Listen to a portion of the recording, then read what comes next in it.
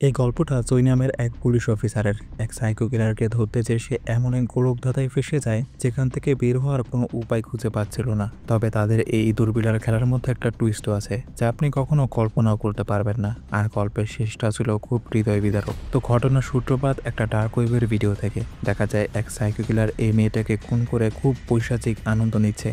তবে তার চেহারা সেই ভিডিওতে স্পষ্টভাবে দেখা যায় না, যে কারণে পুলিশরা তাকে শনাক্ত করতে ব্যর্থ হয়। অফিসার চুই এই কেসের দায়িত্বে ছিল।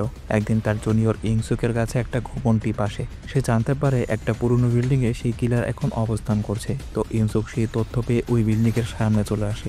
ভেতরে ঢোকার আগে চুইকে ফোন করে জানায়। চুই তাকে কিছুক্ষণ অপেক্ষা করতে বলেছিল, কিন্তু ইউসুক ধৈর্য ধরে রাখতে না পেরে একাই সেই বিল্ডিংয়ে ঢুকে পড়ে।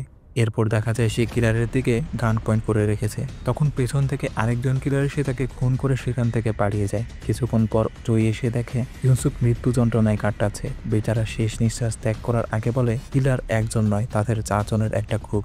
এই বলেই সে পৃথিবী থেকে চিরবিদায় নেয়। তার এইভাবে চলে যাওয়া চুই কিছুতেই মেনে নিতে পারছিল না, কারণ ইনসুক ছিল তার স্ত্রী অ্যালির আপন ছোট ভাই। অ্যালি তার ভাইয়ের মৃত্যুতে খুব ভেঙে পড়ে, আর সে চুইকেই এই মৃত্যুর জন্য দায়ী করছিল। তখন চুই তাকে প্রমিস করে বলে সে কিলারকে ধরে তাকে উচিত শিক্ষা দেবে। এরপর পুলিশ চিফ রবিনকে দেখানো হয় কিভাবে কিলারকে থামাবে। এই নিয়ে সে বেশ চিন্তায় ছিল। এতদিন হয়ে গিয়েছে, তাও সে কিলারের ধারে কাছে যেতে পারছে না।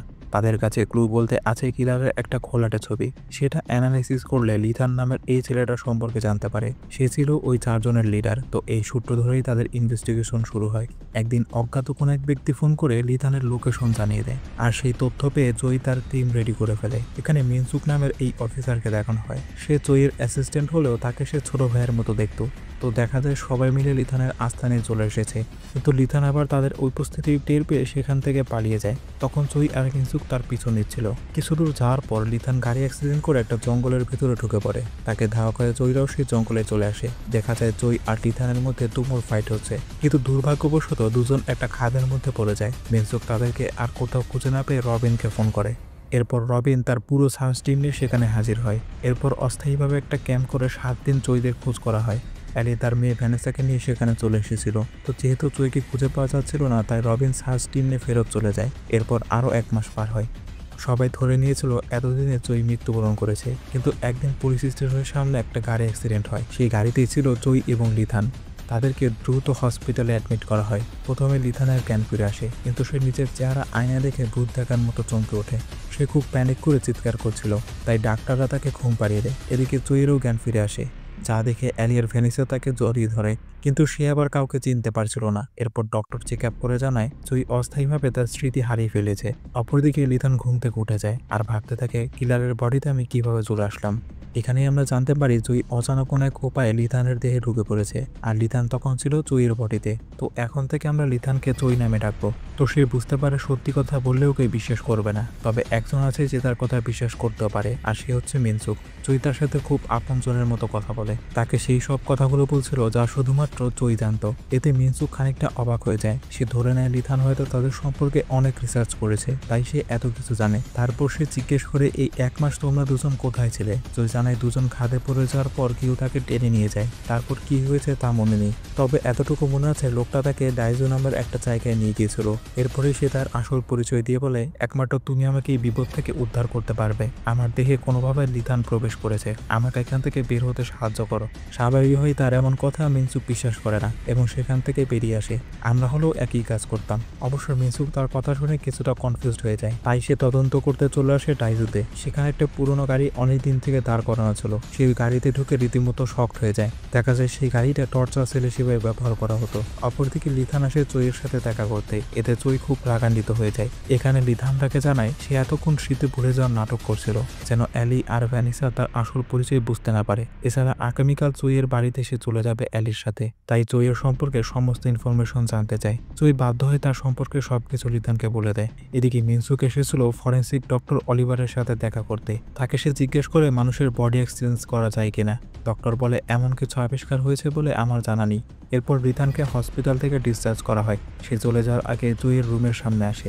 এই দেখে বেচারা চৈ খুব কষ্ট পায়, কিন্তু মুখ ফুটে কিছু বলতে পারে না। এরপর দিন লিথান ডিউটিতে জয়েন করে।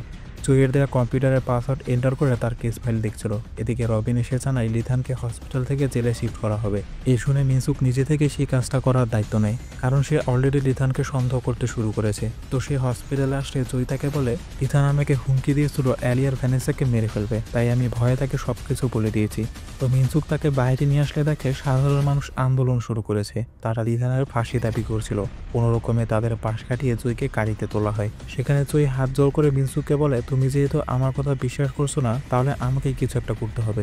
দেখা যায় জয়ীকে জেলখানায় বন্দি করা হয়েছে, কিন্তু সে ইচ্ছে করে দেয়ালের সাথে মাথায় আঘাত করতে শুরু করে। এর ফলে সে আহত হয়ে গেলে তাকে হসপিটালে নিয়ে যাওয়া হচ্ছিল, কিন্তু সে অ্যাম্বুলেন্সে থাকা পুলিশদের ওপর অ্যাটাক করে সেখান থেকে পালিয়ে যায়। মুহূর্তের মধ্যে চারিদিকেই খবর ছড়িয়ে পড়ে। রবিন পুরো ডিপার্টমেন্টকে কাজে লাগিয়ে দেয় তাকে ধরার জন্য। এদিকে লিথানের কাছেও তার পালানোর খবর আসে। এখানে আমরা জানতে পারি চোয়ের বডিতে একটা ট্র্যাকিং ডিভাইস লাগানো আছে। দেখা যায় চোই খুব কৌশলে পুলিশদের চোখ ফাঁকি দিয়ে তার বাড়ির সামনে চলে এসেছে। লিথান ট্র্যাকিং ডিভাইসের মাধ্যমে তার লোকেশন দেখে ফেলে। এদিকে চোই দূর থেকে দেখতে পায় লিথান তার মেয়ের খুব কাছাকাছি অবস্থান করছে। এই দেখে তার খুব রাগ হয়, কিন্তু বর্তমানে সে কিছুই করতে পারবে না। তারপর লিথান নিজেই তার দিকে একটা মোবাইল ছুড়ে মারে। এরপর সে ফোন দিয়ে দুজন কথা বলছিল।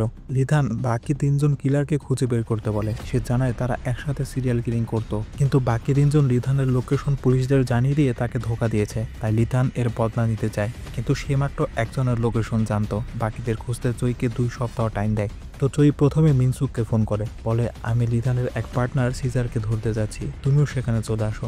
এরপর দেখানো হয় জয়ী সেই সিজার নামে লোকটাকে খুঁজে পেয়েছে, কিন্তু সিজার মনে করছিল সে লিথানের সাথে কথা বলছে। সিজার তাকে বলে, তোমাকে ধোকা দিয়েছে হান, কারণ তুমি ডার্ক ওয়েবে ভিডিও আপলোড করতে। এটা হান পছন্দ করতো না, তাই তোমাকে সরিয়ে দিয়ে নিজেই লিডার হওয়ার প্ল্যান করে। জয়ী তার কাছে হানের লোকেশন জানতে চায়। ততক্ষণে সিজার বুঝতে পারে এই মানুষটা লিথান নয়, তাই সে জয়ের ওপর আক্রমণ শুরু করে। জয়ী তার সাথে পের উঠছিল না, এমন সময় মিনসুক এসে তাকে বাঁচিয়ে নেয়। এরপর তাকে সেই পুরনো গাড়িতে নিয়ে আসে। এখানে তাকে টর্চার করে জবানবন্দি রেকর্ড করবে। দেখা যায় সিজারকে সেভাবেই টর্চার করছে যেভাবে তারা ভিকটিমদের টর্চার করত। সিজার এই অত্যাচার সহ্য করতে না পেরে সব স্বীকার করতে রাজি হয়। সে জানায় তারা 4 জন মিলে সিরিয়াল কিলিং করত। সবার প্রথমে হান সুন্দরী মেয়েদের পটিয়ে তাদেরকে জানাতো। এরপর সেই মেয়েদের করে আস্তানে নিয়ে আসতো সিজার, আর তাদেরকে নির্মমভাবে মারার কাজটা ছিল পুচার নামের একজনের। শেষমেশ লিথান ভিডিও করে সেই মেয়েদের লাশের সাথে মজা নিত। এভাবেই তারা 4 জন প্ল্যানিং করে দীর্ঘদিন যাবৎ সিরিয়াল কিলিং করছিল।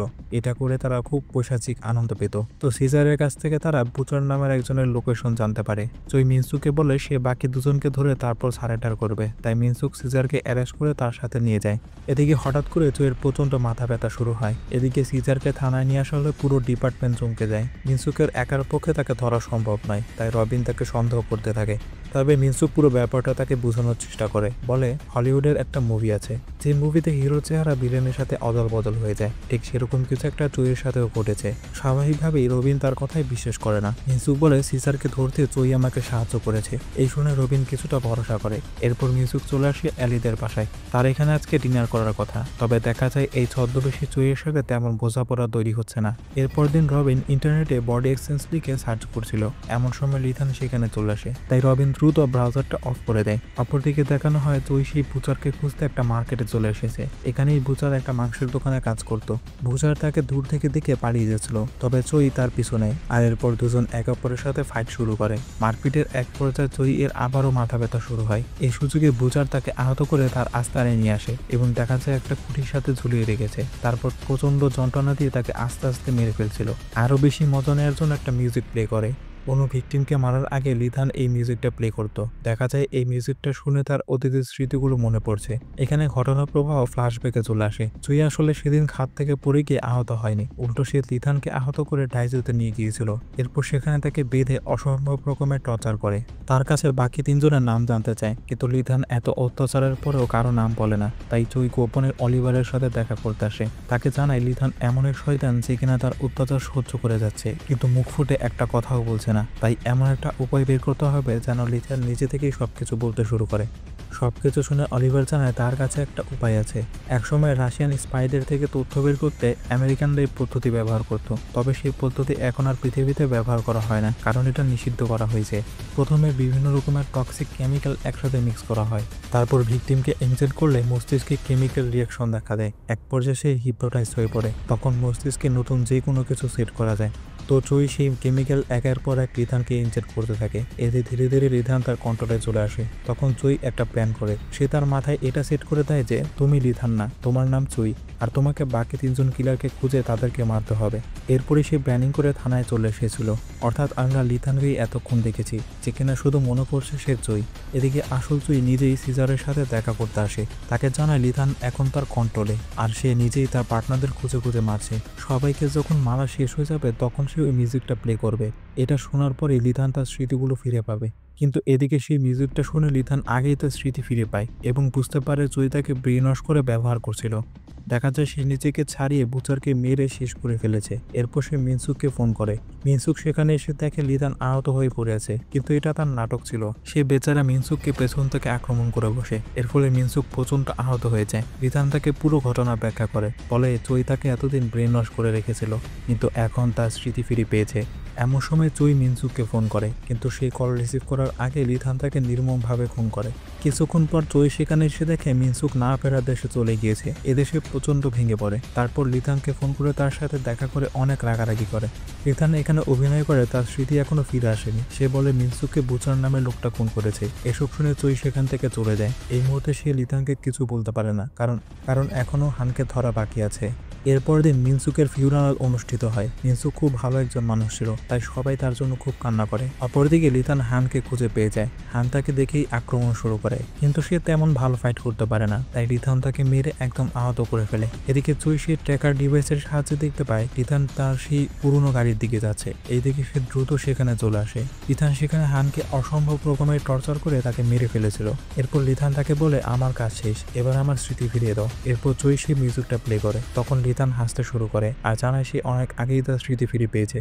এছাড়া এটাও বলে দেয় মিনসুককে আমিই হত্যা করেছি। এই শুনে তো চুই একদম নিজের কন্ট্রোল হারিয়ে ফেলে। দেখা যায় দুজন একে অপরের সাথে তুমুল ফাইট করছে, কিন্তু লিথান খুব ভালো ফাইট করে তাকে কাবু করে ফেলে এবং বিশেষ এই কেমিক্যালযুক্ত ইনজেকশনটা তাকে পুশ করে দেয়। বলে তুমি এখন থেকে লিথান, আর আমি হচ্ছে চুই। আসলে লিথান তার পুরো জীবনের সবকিছু জেনে ফেলেছিল।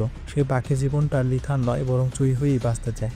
এদিকে রবিন পুরো ফোর্স নিয়ে সেখানে চলে আসে। ফিউনারাল শেষে জয়ীর সাথে তার কথা হয়েছিল। তখন সে জানতে পেরেছিল জয়ী ডাইজুতে আসবে, তাই তাকে ফলো করে এখানেই চলে এসেছে। লিথান সে গাড়ি থেকে বের হয়ে বলে আমি জয়ী, তোমরা আমাকে মেরো না। এরপর সে এমন তথ্য দেয় যা শুধু জয়ী আর রবিনে জানার কথা ছিল, যে কারণে রবিন বেশ অবাক হয়ে যায়। তখন চুই বেরিয়ে এসে বলতে থাকে আমি লিথান, একটু আগে পুশ করা কেমিক্যাল কাজ করতে শুরু করেছিল। তো এসব দেখে রবিন বেশ কনফিউজড হয়ে যায়। এদিকে চুই একটা ছুরি নিয়ে লিথানের উপর আক্রমণ করলে রবিন তাকে শুট করে। তবে চুই শেষ পর্যন্ত হাল ছাড়ে না। মৃত্যুর আগে লিথানের বুকে ছুরি ঢুকিয়ে দেয়। এতে দুজনেই সেখানে একসাথে মৃত্যুবরণ করে। কেউ আর এই দুজনের রহস্যটা বের করতে পারবে না। আর এখানেই শেষ হয় এক সাইকো কিলারের কালো অধ্যায়।